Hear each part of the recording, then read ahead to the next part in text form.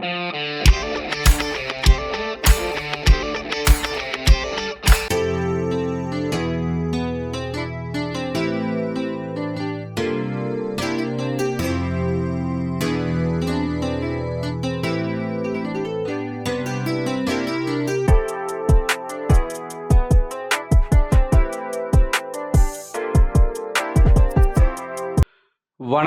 நண்பர்களே, சிட்ரா tax YouTube channel சார்பாக உங்களை அன்புடன் அழைக்கிறோம். நண்பர்களே, தமிழ்நாடு எலெக்ஷன்ஸ் 2026 ஏப்ரல் 23 நடக்குது. நம்ம கிராமத்தை முன்னேற்றக்கூடிய வேட்பாளர்கள் யார் இருப்பாங்க? எங்களுக்கு தேவை என்னன்னா, எங்கள் விவசாயத்தை அழிக்கக்கூடிய இந்த காட்டுப்பண்ணி, எதை பார்த்தையும் ஓட்டு போடாதீங்க. விவசாயத்துக்கு யார் நன்மை செய்வா அப்படின்னு நினைக்கிறீங்களோ அவங்களுக்கு ஓட்டு போடுங்க. நல்லவர்களுக்கு ஓட்டு போட்டிங்கனாக்க கண்டிப்பாக உங்கள் குலதெய்வம் உங்கள் குடும்பத்தையே காப்பாற்றும். இந்த தேர்தலில் கிராமப்புற மக்கள் யாருக்காக நீ ஓட்டு போடணும்? காசு நிறையா கொடுப்பாங்க, பொருள் நிறையா கொடுப்பாங்க, நான் இந்த ஜாதின்னு சொல்லுவாங்க, நான் உங்கள் ஜாதி தான் எனக்கு ஓட்டு போடுங்கன்னு சொல்லுவாங்க, நான் உங்கள் மதம் தான் உங்களுக்கு ஓட்டு போடுன்னு சொல்லுவாங்க. இந்த மாதிரி நிறையா பொய்களை சொல்லி உங்கள் ஓட்டை வாங்க வருவாங்க. எச்சரிக்கை, நீங்கள் யாருக்கு ஓட்டு போடணும்? நம்ம கிராமத்தை முன்னேற்றக்கூடிய வேட்பாளர்கள் யார் இருப்பாங்க? இப்போது நம்ம கிராமத்தில் விவசாயம் செய்யணும் அப்படின்னு சொன்னால், விவசாயம் செய்யணும்னு சொன்னால் நம்மளுக்கு பல போராட்டங்கள் இருக்குது.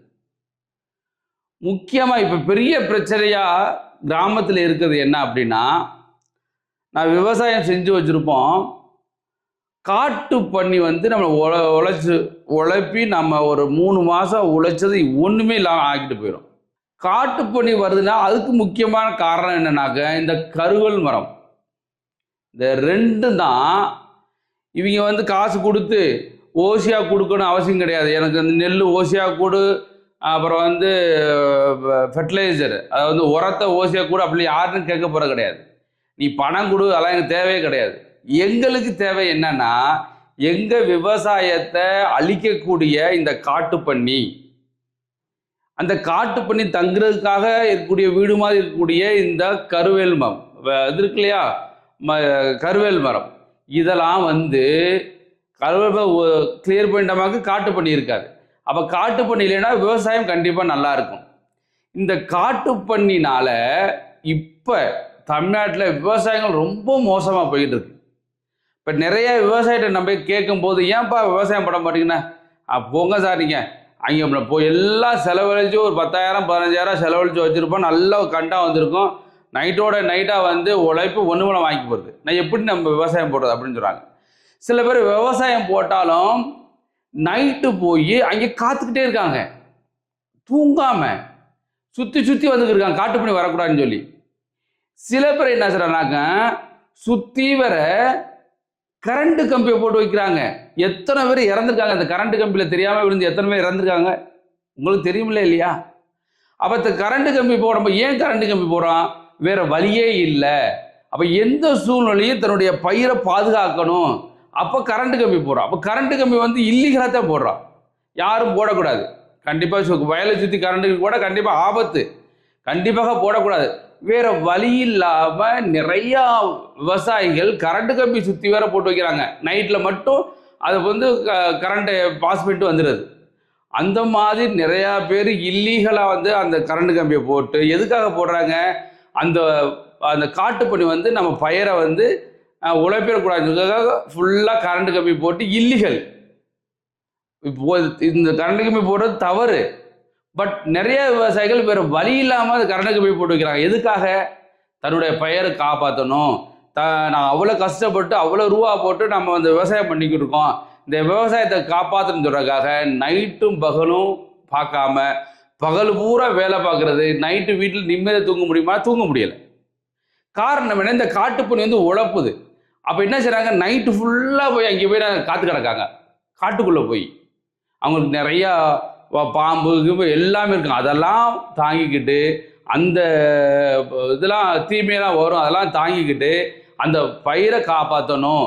அந்த பயிரை காப்பாற்றினா தான் நம்மளோட குடும்பம் வந்து நல்லா முன்னேற முடியும். நான் குடும்பத்துக்கு ஏதாவது செய்யணும்னா அது விவசாயம் பார்த்ததையும் செய்ய முடியும். அப்போ பகல் பூரா விவசாயம் பார்க்கறது, நைட்டு நிம்மதியாக தூங்குறது கிடையாது. நைட்டு போய் அந்த பயிரை வந்து அந்த காத்துக்கிறது எதுக்காகனாலும் காட்டுப்பட்டிக்காக காத்துக்கிட்டு இருக்கோம். அப்போது உடனே 500 ரூபா கொடுத்தாலும் ஓட்டு போட்டுறீங்க, 1000 கொடுத்தா ஓட்டு போடுறீங்க, இல்லை 2000 3000 காசு கொடுக்குறாங்கன்னா உடனே ஓட்டு போடான்னு சொல்றீங்க. காசு கொடுத்தானாக்கு வாங்க போங்க உங்களுடையது. ஆனால் யாருக்கு நீங்கள் ஓட்டு போடணும்? விவசாயம், அதாவது கிராமப்புற மக்களாகிய நீங்கள் யாருக்கு ஓட்டு போடணும்னு சொன்னால் தன்னுடைய விவசாயத்தை காப்பாற்றக்கூடிய யார் அப்படின்னு பாருங்க. ஏன்னா ஆல்ரெடி இருந்திருப்பாங்க இல்லையா, அவங்க செஞ்சாங்கன்னு நீங்கள் பாருங்க. இல்லை இனிமேல் யாராவது செய்ய போறேன்னு சொல்கிறாங்களா, உண்மையாக சொல்லணும். நான் நிறையா அரசியல்வாதிகள் பொய் பேசுவதை தன்னோட தொழிலாக கொண்டு இருக்காங்க. என்ன சொல்லுவாங்க, எல்லாத்தையும் செய்வோம், எல்லாமே செஞ்சிருவோம் அப்படின்றது. கடைசியில் ஒன்றுமே செய்யாமல் விட்டு போகிறது. ஏன்னா எலெக்ஷன் முடிஞ்சு ஜெயிச்சாருன்னா அடுத்த நேரம் 5 வருஷத்துக்கு நீங்கள் போவாங்க, பக்கத்துக்கூட நெருங்க முடியாது. 5 வருஷத்துக்கு ராஜா தான் அரசியல்வாதிகள், ஒன்றுமே நெருங்க முடியாது. அப்போது விவசாயிகள் நீங்கள் என்ன செய்யணும் அப்படின்னா, தன்னுடைய விவசாயத்தை காப்பாற்றணும் அப்படின்னு நினச்சிங்கனாக்க அந்த காட்டுப்பணியை அழித்து நம்ம விவசாயத்தை வந்து யார் வந்து விவசாயம் பண்ணுவதுக்கு யார் வழி சொல்கிறாங்களோ அவங்களுக்கு ஓட்டு போடுங்க. நீங்கள் காசு கொடுக்குறதுக்காக ஓட்டு போட்டுறாங்க. திரும்ப திரும்ப சொல்கிறதேன், இவன் இவ்வளோ 5000 கொடுத்துட்டான், இவன் 10000 கொடுக்குறான், இவன் 3000 கொடுக்குறான், எல்லா காசையும் வாங்கிட்டு எவனா காசு கொடுத்தேன் அவனுக்கு ஓட்டு போடுறாங்க அப்படி போட்டுறாங்க. நிறைய பேர் காசு கொடுத்து சத்தியம் வாங்குவாங்க. அதை பற்றி நீங்கள் என்ன செய்யுங்க, கேரே பண்ணாதீங்க. அப்படி ஆள்கிட்ட காசே வாங்காதீங்க. நான் காசு எதுக்குறா வாங்கணும்? நீ 1000 ரூபா வாங்கினீங்கன்னாக்கும் உங்களுக்கு 5 வருஷத்தில் 1 லட்ச ரூபா செலவழியும் பார்த்துக்குங்க. எல்லாத்தையும் ஏற்றிடுவாங்க. கரண்ட்டுலேருந்து சொத்து வரியிலேருந்து எல்லாத்தையும் ஹை ஆயிரும். பஸ் கட்டணம் எல்லாமே கூடிரும். அதனால காசு கொடுத்து ஓட்டு போட்டுறாங்க, காசு வாங்கிட்டு ஓட்டு போட்டுறாங்க. விவசாயிகள் ஆகிய நீங்கள், அதாவது கிராமப்புறத்தில் இருக்கக்கூடிய விவசாயிகள் ஆகிய நீங்கள், நம்ம விவசாயத்துக்கு யாரு உதவி செய்ய போறா? ஓசியா யாரும் செய்ய வேணாம். நம்மளுக்கு முக்கியமாக காட்டு பண்ணி அதை அழிக்கணும். அந்த அழிக்கக்கூடியவர் யார் வந்து வாக்கு கொடுக்குறாங்களோ அவங்களுக்கு ஓட்டு போடுங்க. சில பொய் வாக்குகள் நிறையா சொல்லுவாங்க. நிறைய பேர் பார்த்துருப்பீங்களே நம்ம இதுலையா, ஒருத்தனை வந்து ஆல்ரெடி ஒரு வாக்கு கொடுத்துட்டு அவன் செய்யலைன்னா கண்டிப்பாக திருப்பி அவன் செய்வானா, செய்ய மாட்டான். அதனால் நம்பிக்கையாக செய்யக்கூடிய வேட்பாளர்கள் யாருன்னு பாருங்கள். அது திரும்ப திரும்ப நிறைய வீடியோ சொல்லுவாங்க, சார் என்ன சார் விவசாய நீங்கள் சொல்லிக்கிட்டே இருக்கீங்க, இதில் யார் நல்லவர் பார்த்து ஓட்டு போடுங்க அப்படின்னு சொல்கிறீங்க. அந்த அரசியல்வாதி கூட நல்லவனாக சொல்ல முடியும் அப்படின்னு சொல்கிறாங்க. அது நல்லவனா கெட்டவனான்னு நீங்கள் தான் டிசைட் பண்ணிக்கணும். இருக்கிற நபர்களில் இப்போ வேட்பாளர் ஒருத்தர் இருக்காங்க, இப்போ வந்து ஒரு தொகுதி இருக்குது, அதில் ஒரு 10 வேட்பாளர் இருக்காங்கன்னா அந்த 10 பேரில் யாருக்கு செய்யக்கூடிய தகுதி இருக்குது, யார் சொன்னால் செய்வாங்க, இவங்க ஓரளவு பரவாயில்ல நல்லவனாக இருக்கான் அப்படி பார்த்து ஓட்டு போடுங்க. அதனால் கிராமப்புற ஓட்டர், அதாவது வாக்காளர்கள், நீங்கள் என்ன செய்யணும், எதை பார்த்தையும் ஓட்டு போடாதீங்க. விவசாயத்துக்கு யார் நன்மை செய்வா அப்படின்னு நினைக்கிறீங்களோ அவங்களுக்கு ஓட்டு போடுங்க, மறந்துடாதீங்க. நன்றி நண்பர்களே, நன்றி வணக்கம். மறந்துடாமல் ஏப்ரல் 23 ஓட்டு போடும்போது உங்கள் குலதெய்வத்தை கும்பிட்டுட்டு ஓட்டு போடுங்க. நீங்கள் நல்லவர்களுக்கு ஓட்டு போட்டிங்கனாக்க கண்டிப்பாக உங்கள் குலதெய்வம் உங்கள் குடும்பத்தையே காப்பாற்றும். அதனால் ஓட்டு போடும்போது நல்லவர்களாக பார்த்து ஓட்டு போடுங்க. அந்த நல்லவர்கள் வந்து நம்ம விவசாயத்துக்கு உண்மையாக இருப்பாங்க அப்படி நினச்சிங்கனாக்க அவங்களுக்கு ஓட்டு போடுங்க. உங்கள் குலசாமி உங்களை பார்த்துக்கிட்டே இருப்பார். நன்றி நண்பர்களே, நன்றி வணக்கம்.